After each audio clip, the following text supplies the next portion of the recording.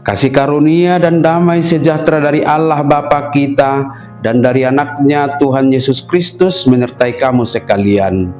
Amin. Shalom, saudara-saudari, sahabatku semua. Firman Tuhan yang menyapa kita di penghujung bulan Juni ini, hari Selasa tanggal 30 Juni 2026, tertulis di dalam kitab Zefania pasal 3 ayat 9. Mari sahabatku, kita simak dan renungkan firman Tuhan yang menjadi kekuatan dan inspirasi untuk menjalani hari ini. Demikian. Tetapi sesudah itu aku akan memberikan bibir lain kepada bangsa-bangsa, yakni bibir yang bersih, supaya sekaliannya mereka memanggil nama Tuhan, beribadah kepadanya dengan bahu-membahu. Aidisido patongonok kutu akka bangso dila napita, asa saluhut nasida majou guarni Jahoba, asa dioloi nasida ibana marroha si sangujur. Demikian firman Tuhan. Sahabat renungan harian, saudara-saudariku di dalam nama Tuhan Yesus, ada pola hidup beragama yang benar-benar mendukakan hati Tuhan pada zaman penulisan kitab Zefania ini. Mulai dari Raja Manasye, yaitu kakek Raja Yosia, sampai masa awal kepemimpinan Raja Yosia. Di zaman ini bait Allah dikotori dengan penyembahan berhala, adanya sinkritisme, ada ritual pengorbanan anak, praktek-praktek klinik, yaitu pemujaan roh atau makhluk gaib, penggunaan mantra, ramalan, dan perdukunan. Dan lagi dicatat dalam pasal 3 ayat 1 sampai dengan 4, celakalah si pemberontak dan si cemar, hai kota yang penuh penindasan. Ia tidak mau mendengarkan teguran siapapun dan tidak memperdulikan kecaman. Kepada Tuhan ia tidak percaya dan kepada Allahnya ia tidak menghadap. Para pemukanya di tengah-tengahnya adalah singa yang mengaum. Para hakimnya adalah serigala pada waktu malam yang tidak meninggalkan apapun sampai pagi hari.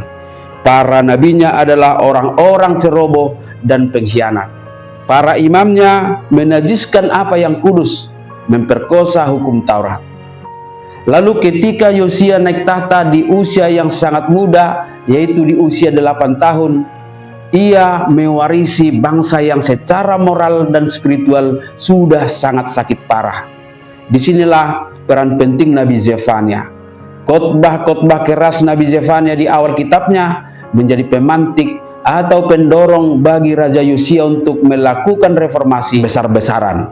Itulah sebagai penggenapan nubuat Zefania dalam nas kita hari ini, dan tentunya juga menjadi pengharapan kita di tengah-tengah tantangan beragama di zaman modern ini. Kita tahu bahwa pengaruh modernisme menjadi satu tantangan potensial yang merusak iman kita saat ini. Banyak orang yang jatuh kepada cara-cara instan untuk mendapatkan uang atau untuk menjadi kaya, lewat penipuan berkedok profesi-profesi tertentu, lewat judi online yang menjadi berhala modern, ketergantungan pada gadget, sampai pada pemahaman praktis Alkitab yang mengandalkan perbuatan baik namun mengabaikan peran Kristus di dalamnya, dan banyak hal lain yang berpotensi merusak iman kita zaman ini.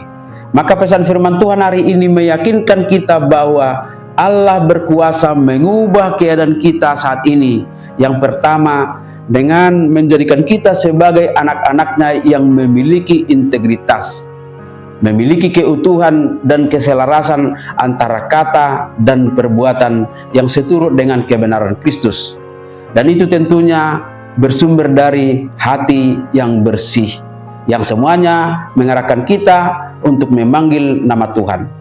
Jadi ketaatan kepada firman Tuhan menjadi dasar gerak hidup, perkataan, dan tindakan kita.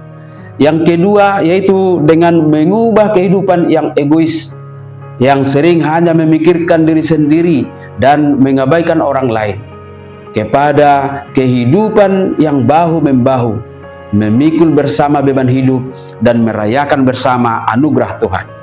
Oleh sebab itu, sahabatku semua, Mari merespon transformasi iman ini.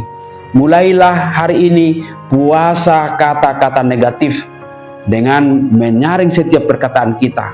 Buang topeng rohani yang mungkin saat ini ada di antara kita terlihat saleh hanya tampil di luar. Dan juga buang ego untuk mau bekerja sama dengan orang lain, bahu-membahu demi kemuliaan nama Tuhan kita. Amin. Selamat beraktivitas, Tuhan memberkati.